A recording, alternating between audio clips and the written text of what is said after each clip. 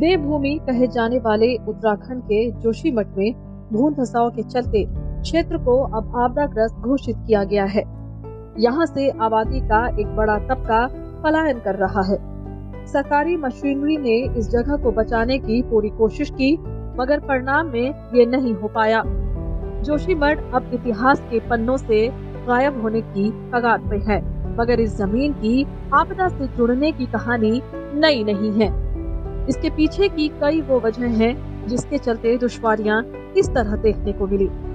जोशीमठ को जोशीमठ क्यों कहा गया, इतिहास के पन्नों में इसकी क्या महत्वता है, ये भी जानना उतना ही जरूरी है। पौराणिक महत्व। जोशीमठ या यूं कहे ज्योतिर्मठ भारत के उत्तराखंड राज्य के चमोली जिले में स्थित एक नगर है, जहां हिंदुओं की प्रसिद्ध ज्योतिष पीठ स्थित है। यहाँ 8वीं सदी में धर्म सुधारक जगत गुरु आदि शंकराचार्य को ज्ञान प्राप्त हुआ और बद्रीनाथ मंदिर तथा देश के विभिन्न कोनों में 3 और मठों की स्थापना से पहले यहीं उन्होंने प्रथम मठ की स्थापना की। कहा यह जाता है कि ज्योतिष मठ का नाम बदलते बदलते यह जगह जोशीमठ हो गया।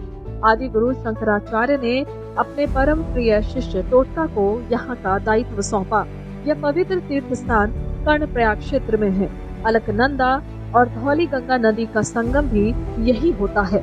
यहाँ हिमालय के पहाड़ों का प्रादुर्भाव हुआ तो नरसिंह रूपी भगवान विष्णु की तपभूमि बन गई। ये भी माना जाता है कि दैत्य कुल के राजा हिरण्यकश्यप और पुत्र प्रहलाद का संबंध भी यहाँ से था। हिरण्यकश्यप को भगवान ब्रह्मा से ये वरदान मिला था कि कोई स्त्री या पुरुष समय में यानी दिन या रात घर के भीतर या बाहर या किसी हथियार के हमले से उसे मार नहीं सकता। इसी घमंड में दूर होकर उसने अपने ईश्वर को पूजने वाले भक्तों को कष्ट देना शुरू कर दिया। यहाँ तक कि उसने अपने बेटे भक्त प्रहलाद को मारने की भी कोशिश की, मगर भगवान विष्णु ने प्रहलाद की स्वयं रक्षा की और नरसिंह बनकर हिरण्यकश्यप का वध किया। नरसिंह का क्रोध इतना भयंकर था कि हिरण्यकश्यप को मारने के बाद भी कई दिनों तक वे क्रोध की अग्नि में जलते रहे। कहा यह जाता है कि यही वो स्थान था जहां भगवान विष्णु का क्रोध शांत हुआ। जोशीमठ में भगवान विष्णु के मंदिर में ऐसा ही शांत स्वरूप देखने को मिलता है। धार्मिक और पौराणिक दृष्टि से महत्वपूर्ण चमोली जिले का यह जोशीमठ नगर सामरिक दृष्टि से भी खास महत्व रखता है। ये बद्रीनाथ धाम और हेमकुंड साहिब यात्रा का मुख्य पड़ाव है। विश्व धरोहर फूलों की घाटी और विश्व प्रसिद्ध स्कीइंग स्थल औली का रास्ता भी यहीं से होकर जाता है। चीन सीमा से लगी लिपि और माणा घाटी के लिए सेना और आईटीबीपी की समस्त गतिविधियों का संचालन भी यहीं से होता है। साल 1960 के दशक में जोशीमठ सेना के बेस कैंप के रूप में तेजी से ये जगह विकसित हुआ।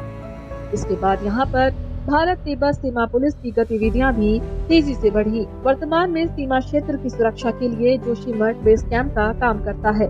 यहीं से होकर विश्व प्रसिद्ध Lord Curzon track, Nanda Devi राष्ट्रीय पार्क, चिनाब घाटी, भविष्य बद्री धाम का रास्ता भी जाता है।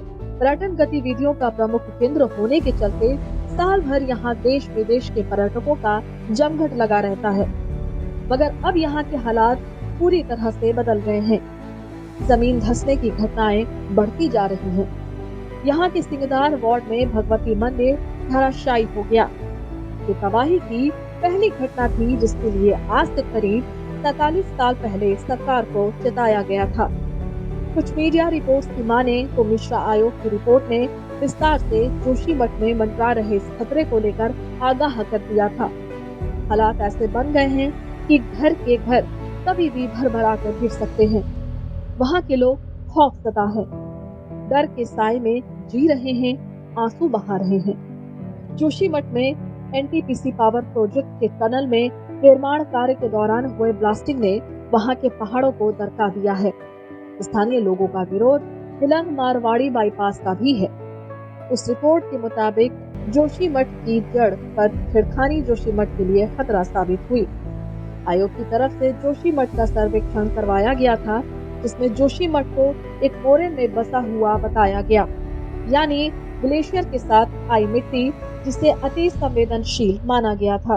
रिपोर्ट में जोशीमठ के नीचे की जड़ से जुड़ी चट्टानों, पत्थरों को बिल्कुल भी न छेड़ने के लिए कहा गया था। यहाँ हो रहे निर्माण को भी सीमित दायरे में समेटने की गुजारिश करते हुए निर्माण को भी सीमित दायरे में समेटने की बात कही गई थी, लेकिन आयोग की रिपोर्ट को ठंडे बस्ते में डाल दिया गया। काफी रिसर्च के बाद इस रिपोर्ट में ये भी कहा गया था कि जोशीमठ एक रेतीली चट्टान पर स्थित है। जोशीमठ की तलहटी में कोई भी बड़ा काम नहीं किया जा सकता। ब्लास्ट खनन सभी बातों का इस रिपोर्ट में जिक्र किया गया था। यह भू धसाव जोशीमठ की तलहटी से निकलकर मुख्य आबादी वाले क्षेत्र में पहुंच गया है। वहीं दबे पांव इस आबादी से लोगों को बचाने के लिए पूरी ताकत झोंकी जा रही है। राज्य सरकार के साथ ही स्थानीय प्रशासन हाई लेवल मीटिंग करके ये सुनिश्चित कर रहे हैं कि लोगों की जिंदगी को कैसे बचाया जाए। जोशीमठ का मैटर अब दिल्ली के पीएमओ ऑफिस पहुंच गया है, जिसके बाद प्रधानमंत्री के प्रमुख सचिव ने स्थिति की समीक्षा की है। उत्तराखंड के मुख्य सचिव ने पीएमओ को हालात की जानकारी दी है। स्थिति से निपटने के लिए केंद्र सरकार की एजेंसियां और विशेषज्ञों की तरफ से लघु, मध्यम और दीर्घकालिक योजना की तैयारी की जा रही है। फैक्ट प्रेजेंटो की तरफ से ये खबर।